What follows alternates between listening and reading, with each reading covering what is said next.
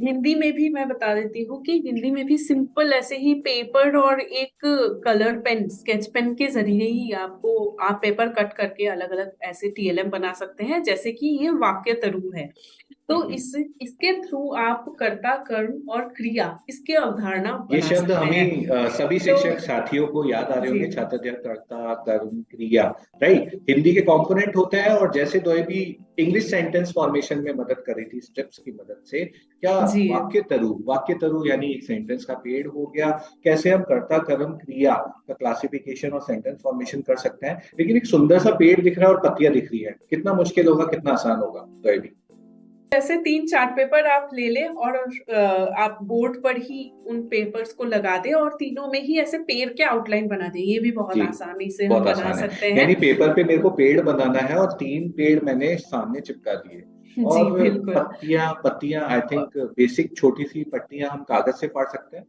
जी बिल्कुल, कागज काट के, और जरूरी नहीं है कि इसी तरीके के शेप देना है, आप किसी भी सिंपल पत्तियों के जो शेप होते हैं ना, उसी तरीके के आप पत्तियों के शेप देके ये गतिविधि कर सकते हैं।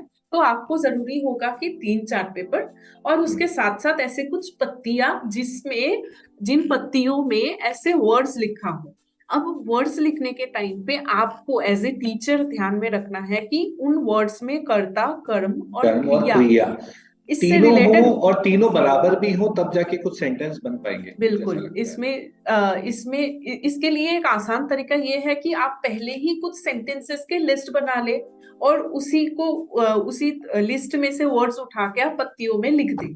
पत्तियां हैं, 3 पेड़ हैं, कर्ता कर्म क्रिया के कुछ पत्ते हैं, और उसमें शिक्षक को ही वो कर्ता कर्म क्रिया के वो भरने पड़ेंगे। वो हमारा प्री वर्क है। उसके जी बाद बच्चों को बोल सकते उसके हैं कि जी, चलिए, कर्ता में कौन आएगा, कर्म में कौन आएगा, क्रिया में और कौन आएगा, इसको छांटते हैं। इसके इसके पहले भी एक स्टेप चंदन करना होगा कि बच्चों को पहले ही वो पत्ते दे और बच्चों को कहे कि इन शब्दों को जोड़कर आप वाक्य बनाएं। तो जैसे ही बच्चे वाक्य बना ले, एक बार हमारे पास 5-6 सेंटेंसेस एटलीस्ट होना चाहिए, बन जाए, उसके बाद बच्चों को कर्ता, कर्म और क्रिया इंट्रोड्यूस करे कि कोई भी एक उदाहरण ले ले कि जी। आप चित्र बनाओ।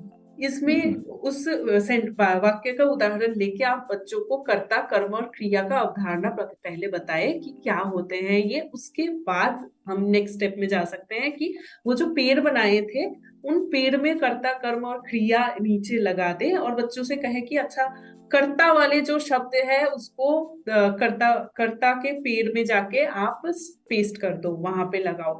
इसी तरीके से हम कर्म के भी जो वर्ड्स है उसको वहां पे लगाए और क्रिया के भी वर्ड्स है उसको लगाए।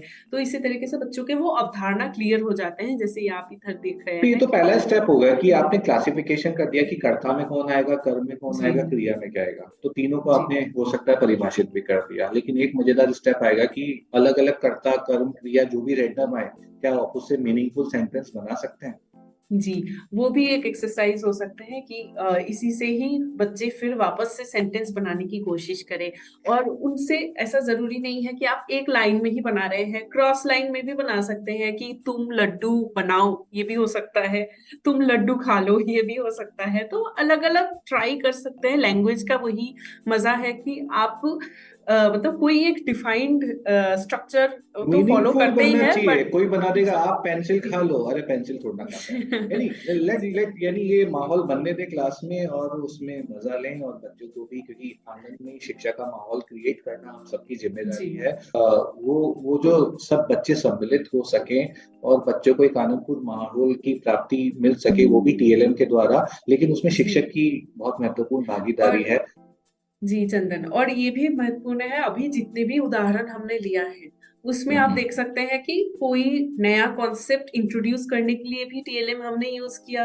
प्रैक्टिस के लिए भी हमने उदाहरण दिया कि बच्चों को प्रैक्टिस कैसे कराए टीएलएम के उपयोग से, और आकलन भी कैसे कराए। तो तीनों चीजें ही आप हमेशा टीएलएम को यूज करते हुए कर सकते हैं।